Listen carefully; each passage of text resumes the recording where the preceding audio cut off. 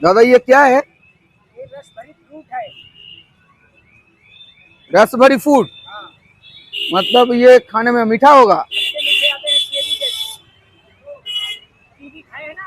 Kiwi kiwi, अच्छा अच्छा अच्छा। तो कैसे बिकते हैं ये सब?